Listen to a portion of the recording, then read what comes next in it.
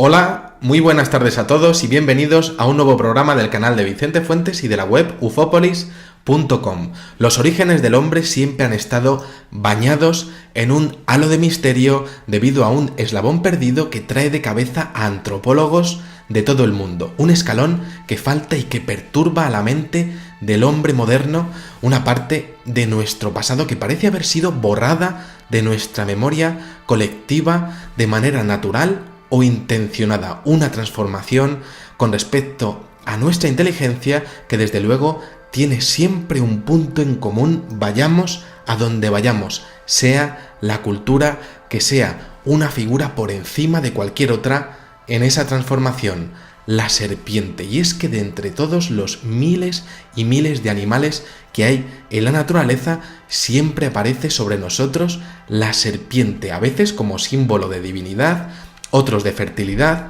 otros de eternidad y en muchos casos, sorprendentemente, de continua renovación de vida. Y es que al contrario de lo que se cree, la serpiente siempre fue vista como un ouroboros que trae la esperanza de que tras la muerte no se acaba el juego de nuestra existencia, que tras la muerte no nos quedamos en la negrura total, que renacemos en otro ser, en alguna parte del cosmos, siguiendo nuestro camino, quizá en otros mundos, con nuevos retos, quizá habiendo aprendido algo de nuestras experiencias en este brutal planeta, quizá habiendo salido peor de cómo llegamos, o quizá saliendo mucho mejor e incorporándolo pues en lo que sería la siguiente vida, lo que se llama la reencarnación. La serpiente aparece en los 5 continentes de forma continua, en forma de híbrido, como madre dadora de vida, como representación de ese proceso de entrada y salida de este mundo, o directamente como diosa que está por encima del ser humano, tentándolo, pervirtiéndolo, sanándolo o simplemente hablando con él. En este programa vamos a hacer un breve repaso y vamos a plantear una hipótesis bastante atrevida de por qué esto es así, de por qué surge ese pensamiento en el que, pues todos estos dioses reptil han sido imprescindibles para entender la cultura de los hombres, aunque ahora mismo solamente quede una imagen negativa de lo que serían pues estos seres con escamas. Y es que siempre han estado ahí. Por muy tremendo que suene, pues es que siempre han sido parte de lo que sería nuestro pasado. Y eso es algo que tanto a nivel espiritual como a nivel científico se ha podido comprobar. La ciencia moderna ha llegado a aceptar que los primeros antepasados de la humanidad pudieron haber sido los reptiles, e incluso la teoría darwiniana de los orígenes de la especie humana incluye el hecho de que los mamíferos efectivamente evolucionaron de los reptiles y ganaron el dominio de la Tierra después de un gran desastre que supuestamente destruyó a los dinosaurios y que tuvo su núcleo principal en la península del Yucatán, en México, un desastre, por cierto, mucho más fuerte que los actuales casos de corrupción que hay por esos lares. Bueno, se ha teorizado que solo entonces, tras el impacto de aquella gran roca inmensa, pero minúscula para lo que sería el cosmos, pues los mamíferos fueron capaces de proliferar a partir de los reptiles y finalmente convertirse en seres inteligentes a partir de, como decíamos, la base ya establecida de estos seres con escamas. La creencia en su figura abarca pues toda la Tierra, los 5 continentes. Los encontramos en el zoroastrianismo, que es la primera religión del mundo, en Grecia, en Egipto, en Asia, en Australia, en Escandinavia, en México, en los pueblos de Europa, en Latinoamérica, en los indios de Norteamérica, en las tribus de África, siempre ellos haciendo de las suyas, a veces cosas buenas y otras veces cosas malas, y tras ellos y por debajo de ellos, ahí estamos nosotros. La ciencia y la creencia confluyen, por tanto, en ambos casos para dar explicación del origen de los mamíferos a partir de los reptiles, ya que en la Biblia también aparece esa gran catástrofe que sería un gran cataclismo que radica a las especies anteriores, concretamente a una raza híbrida de gigantes conocida como los Nefilim, que Dios pues tiene a bien destruirlos sin muchos motivos. En ambos caminos, vengamos de donde vengamos y bueno, pues estudiemos de donde estudiemos esas explicaciones, pues realmente pues aparecen esos supervivientes de esa gran catástrofe que comienzan de nuevo y con el tiempo evolucionan hacia los seres humanos y hacia las demás especies de mamíferos. Pero en todo esto hay algo que falla claramente con nosotros, el eslabón perdido, y es que de los reptiles a los humanos hay demasiado poco tiempo entre medias. Las cuentas no salen. Y aquí viene lo fuerte del tema. Lo asombroso es que si observamos los registros fósiles de los cerebros de los mamíferos, lo que serían los homínidos, y ya más concretamente de los primeros seres humanos con respecto a los de los reptiles de los mismos periodos y de los anteriores, todos ellos presentan un cambio espectacular y repentino que debería haber tomado mucho más tiempo en presentarse, al menos 200 millones de años, cosa que no ocurre tal y como estudió el mismísimo Carl Sagan. Y es que entre todos los animales que hay en lo que sería la naturaleza, pues resulta que todo va sobre ruedas, pero con nosotros no funciona. ¿Cómo es posible que todo esto pase en todos los demás animales de la Tierra? ¿Cómo es posible que un cocodrilo lleve siendo igual millones y millones y millones de años y en el ser humano la evolución directamente se salte tantísimos millones de años? Muchos lo tomarán como una señal divina, que viene Dios y bueno, pues nos señala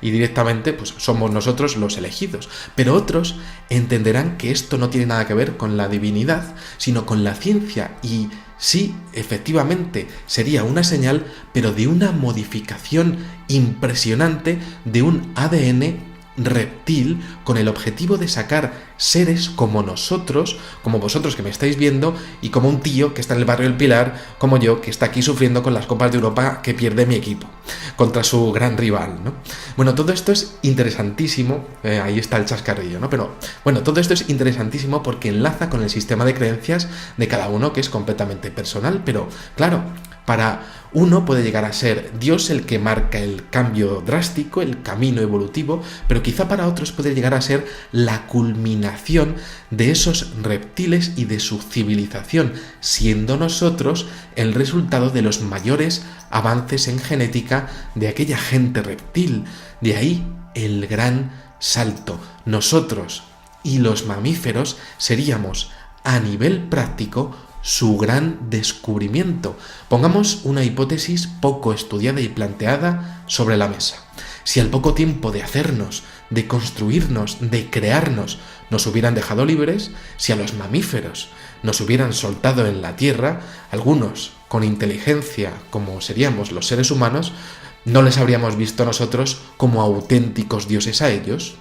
Claro, y es que si esto fuera así, nuestro arte, lo que sería pues nuestras figurillas, nuestras estatuillas, nuestros primeros dibujos, pues evidentemente pues todos ellos habrían estado supeditados a esa realidad, a esa tremenda situación. Les habríamos visto como dioses creadores y así aparecen, como decíamos, en todo lo que sería nuestro arte, nuestros templos, en nuestras pinturas rupestres. Es completamente lógico y de hecho aún se puede profundizar aún más en el tema porque en nuestro cerebro aparece ese complejo R que tiene que ver con la dominación, con lo que serían los mecanismos químicos de la violencia, y es el mismo complejo R que aparece en los reptiles también dominantes, autoritarios y claro, pues precisamente los que detentan el poder en nuestra sociedad posiblemente lo tengan mucho más desarrollado que la gente de bien que estamos pues por otros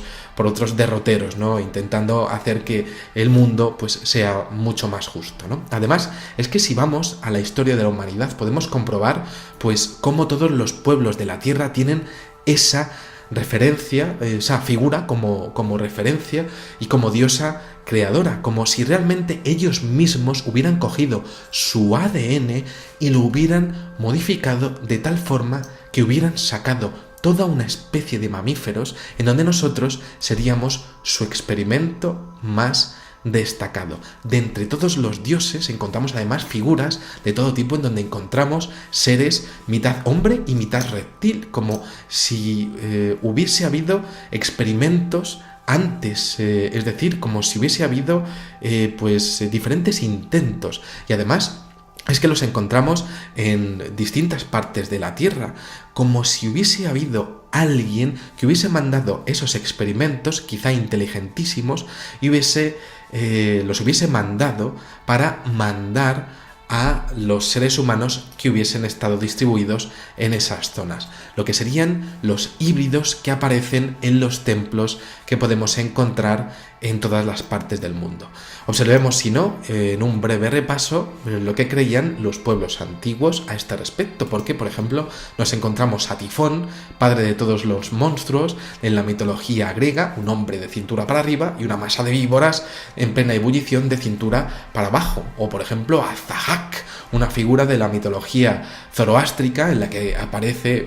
en la épica de Sanamé, y a la que le crecen serpientes, ni más ni menos que en los hombros, o al dios Sobek, dios egipcio con cabeza de cocodrilo, o por ejemplo a Tlaloc, un dios azteca descrito como un hombre con colmillos de serpiente. Allí en México tampoco podemos olvidarnos del gran Quetzalcóatl, la serpiente emplumada, que por cierto, eso de las plumas, en mi opinión, era una representación de que podía volar perfectamente ese ser. Luego también tenemos a Bóreas, Aquilón para los romanos, el dios griego del viento del norte, descrito por Pausanias como un hombre con alas y con serpientes en lugar de piernas. También tenemos a Cécrope I, el mítico primer rey de Atenas, que era mitad hombre y mitad serpiente. A los dragones, criaturas de la mitología china, pues evidentemente descritos como reptiles humanoides. A Nuai Fuxi, serpentina figura fundadora de la mitología china. A Glicón, el dios serpiente que tenía la cabeza de un hombre, o a Ningishida, señor del árbol de la vida, otra vez esa referencia de creación de vida, ¿no? Que se menciona en la epopeya de Gilgamesh y que está vinculado a la constelación de la Hidra. A Shenlong, el dios dragón chino, representado con una cabeza humana y un cuerpo de un dragón, o al Górgonas. Aquí tenemos a estas hermanas de la mitología griega que tenían serpientes en el pelo. También tenemos a la Lamia, un demonio femenino devorador de niños de la mitología griega. Aquí estamos viendo que en Grecia tenían bastantes de estos híbridos. Pues esta Lamia representado como una mitad mujer y mitad serpiente, o a la serpiente diosa Wadjet, igualmente de mitad humano y mitad serpiente. A la Moura encantada en Portugal y en Galicia, aquí en España, ¿no? O en la Equidna, la esposa de Tifón en la mitología griega, que también era una híbrida. Y luego ya, de forma más actual, pues podemos encontrar casos de la criptozoología, de los que por cierto soy muy fan. Por ejemplo, el cherufe en Chile, no sé si se dice cherufe o cherufe. Luego tenemos también al hombre lagarto del pantano de Escape Ore en Carolina del Sur, en Estados Unidos, la rana de Loveland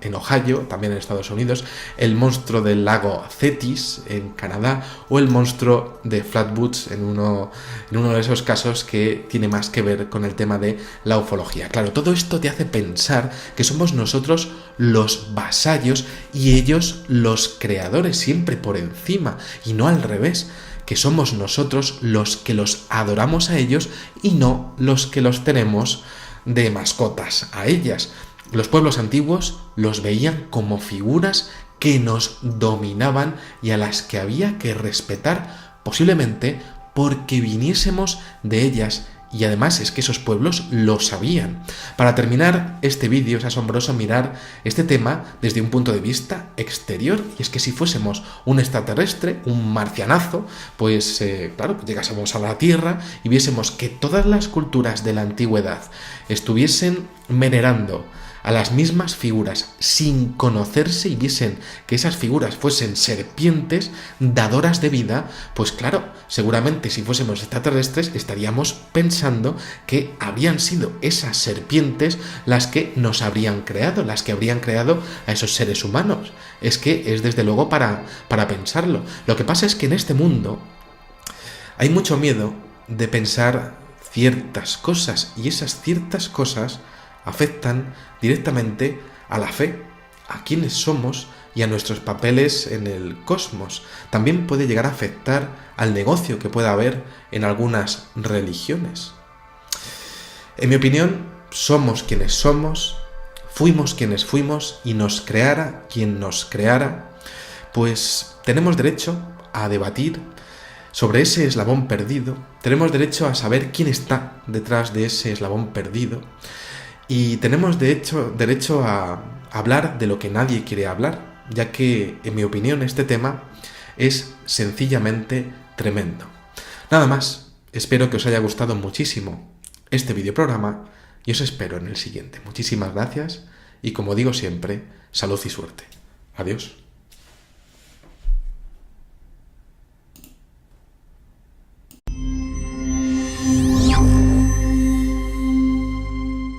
Hola, muy buenas tardes a todos y bienvenidos a un nuevo programa del canal de Vicente Fuentes y de la web ufopolis.com. Los orígenes del hombre siempre han estado bañados en un halo de misterio debido a un eslabón perdido que trae de cabeza a antropólogos de todo el mundo. Un escalón que falta y que perturba a la mente del hombre moderno, una parte de nuestro pasado que parece haber sido borrada de nuestra memoria colectiva de manera natural o intencionada, una transformación, una hipótesis bastante atrevida de por qué esto es así, de por qué surge ese pensamiento en el que, pues todos estos dioses reptil han sido imprescindibles para entender la cultura de los hombres, aunque ahora mismo solamente quede una imagen negativa de lo que serían pues estos seres con escamas. Y es que siempre han estado ahí. Por muy tremendo que suene, pues es que siempre han sido parte de lo que sería nuestro pasado. Y eso es algo que tanto a nivel espiritual como a nivel científico se ha podido comprobar. Incorporándolo pues en lo que sería la siguiente vida, lo que se llama la reencarnación. La serpiente aparece en los 5 continentes de forma continua, en forma de híbrido, como madre dadora de vida, como representación de ese proceso de entrada y salida de este mundo, o directamente como diosa que está por encima del ser humano, tentándolo, pervirtiéndolo, sanándolo o simplemente hablando con él. En este programa vamos a hacer un breve repaso y vamos a plantear lo que se cree. La serpiente siempre fue vista como un ouroboros que trae la esperanza de que tras la muerte no se acaba el juego de nuestra existencia, que tras la muerte no nos quedamos en la negrura total, que renacemos en otro ser, en alguna parte del cosmos, siguiendo nuestro camino, quizá en otros mundos, con nuevos retos, quizá habiendo aprendido algo de nuestras experiencias en este brutal planeta, quizá habiendo salido peor de cómo llegamos, o quizá saliendo mucho mejor con respecto a nuestra inteligencia, que desde luego tiene siempre un punto en común, vayamos a donde vayamos, sea la cultura que sea, una figura por encima de cualquier otra en esa transformación, la serpiente. Y es que de entre todos los miles y miles de animales que hay en la naturaleza, siempre aparece sobre nosotros la serpiente, a veces como símbolo de divinidad, otros de fertilidad, otros de eternidad y en muchos casos, sorprendentemente, de continua renovación de vida. Y es que al contrario de